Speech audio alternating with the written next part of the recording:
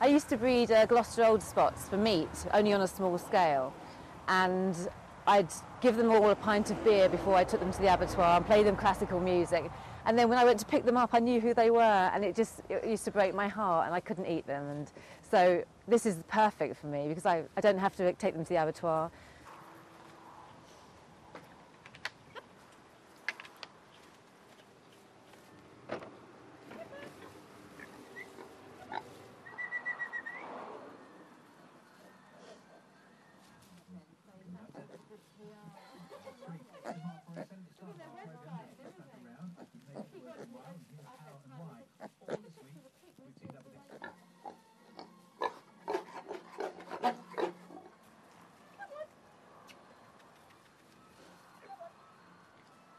They're by nature very clean, so they will never mess around where they eat or they sleep.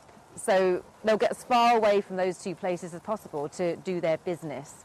So if you show them a litter tray when they're very young, or you show them a corner of a garden, they'll always go back to the same place. They're highly intelligent. They're the fourth most intelligent animal after humans, monkeys and dolphins. And just once they've bonded with you, which can take a matter of hours, they are so affectionate to you. I mean, they look at you like you're another pig. There's a famous Winston Churchill saying that cats look down on you, dogs look up to you, but a pig looks at you like an equal. Come on then, come here. Good girl. Oh.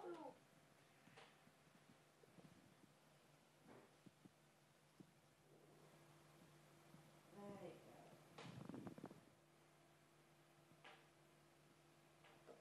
You smile. Hello, your call cannot be taken at the moment.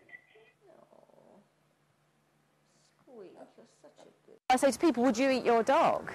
You know, and these are more intelligent than dogs, so, yeah, we'll see what happens. But, I mean, I couldn't eat these, no way. People are welcome to if they want to, but it's an expensive sandwich.